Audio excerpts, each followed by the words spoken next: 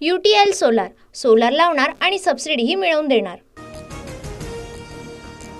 आनंद दिघेंना मारलं गेलं, संपूर्ण ठाणे जिल्ह्याला माहिती। सर्व गोष्टी कालांतराने बाहेर येतील। शिंदे गटाच्या संजय शिरसाट यांचा गौप्यस्फोट।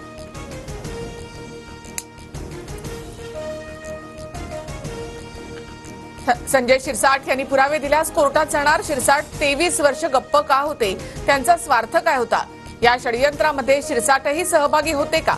आनंद दिघे यांचे पुतणे केदार दिघे यांचा सवाल।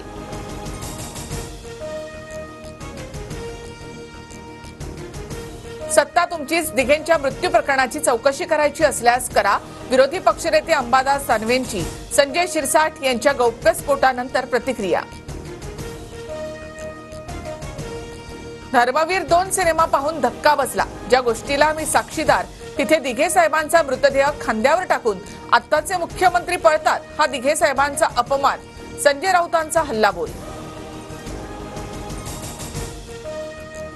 महिलांना सक्षम करण्यासाठी रोजगार द्या, योजनेमुळे जानेवारीमध्ये पगार द्यायला सरकारी तिजोरीमध्ये पैसे राहणार नाहीत। सत्ताधाऱ्यांच्या स्वार्थासाठी राज्य खड्ड्यात जात असेल तर चुकीचं। अनौपचारिक गप्पांच्या वेळी राज ठाकरे यांची टीका। राज्य खड्ड्यात नाही तर प्रगतीपथावर घेऊन जाऊ, तुमचे सहकार्य हवे। राज ठाकरेंच्या अनौपचारिक गप्पांवेळच्या वक्तव्यानंतर संजय शिरसाट यांची प्रतिक्रिया। सरकारकडे सरकारी कर्मचाऱ्यांचे पगार काढायला पैसे नाहीत, बहिणींना टेबलावरून लाच द्यायची होती म्हणून निवडणुका पुढे ढकलल्या। काँग्रेस खासदार प्रणिती शिंदेंचा आरोप।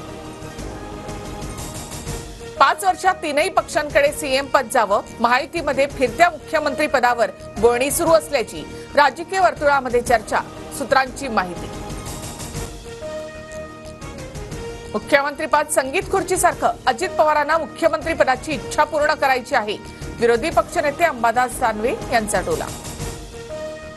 आम्ही पदासाठी नाही तर जनतेच्या सेवेसाठी सत्तेत। विरोधकांच्या टीकेनंतर दादा गटाच्या प्रफुल्ल पटेल यांचं प्रत्युत्तर। सिनेटमधील सर्व विजयी उमेदवारांनी उद्धव ठाकरे यांची भेट घेतली। मातोश्रीबाहेर युवा सेनेच्या कार्यकर्त्यांचा जल्लोष। विधानसभेतही असाच विजय मिळवायचा, आदित्य ठाकरे यांना विश्वास। जामनेरला मुक्कामी रहा आणि पाडून दाखवा, गिरीश महाजनांचं एकनाथ खडसेंना खुलं चॅलेंज। तर महाजन फडणवीसांच्या छत्रछायेखाली मोठे झाले, बाकी कर्तृत्व शून्य, खडसेंचा पलटवार। वकील कटार नवरेंकडून आरोपी अक्षयच्या एन्काउंटरचं रिक्रिएशन। तळोजा कारागृह ते मुंब्रा बायपास जाण्यास किती वेळ लागतो याची पडताळणी। सीन रिक्रिएशनच्या माध्यमातून तथ्य जाणून घेण्याचा प्रयत्न। नाशिकमध्ये महात्मा फुले आणि सावित्रीबाई फुले यांच्या अर्धाकृती पुतळ्याचा अनावरण सोहळा। मुख्यमंत्री उपमुख्यमंत्र्यांसह मंत्री छगन भुजबळांच्या उपस्थितीमध्ये लोकार्पण। महाराष्ट्रामधील 11 राजकीय पक्षांसोबत भेट घेऊन चर्चा केली। सण उत्सव पाहून निवडणुकांची घोषणा करावी अशी राजकीय पक्षांची भूमिका। शहरातील मतदान केंद्रावर 100% सीसीटीव्हीसाठी प्रयत्न। मोठ्या रांगा तिथे बसण्याची सोय असेल। पाणी, वीज आणि टॉयलेट याचीही व्यवस्था करणार। तर वृद्ध दिव्यांगांसाठी घरपोच मतदान असेल। मुख्य निवडणूक आयुक्त राजीव कुमार यांची माहिती। कदाचित पुढच्या आठवड्यामध्ये आचारसंहिता लागण्याची शक्यता। विधानसभा निवडणुकीच्या पार्श्वभूमीवर अजित पवार यांचं विधान। अजित पवार गटाला घड्याळऐवजी दुसरं चिन्ह द्या, शरद पवार गटाची सुप्रीम कोर्टामध्ये याचिका। 1 ऑक्टोबरला याचिकेवर सुनावणी। तुतारीसोबत चला असं काही कार्यकर्त्यांचं मत, तर काही कार्यकर्त्यांचा अपक्ष लढण्याचा सूर।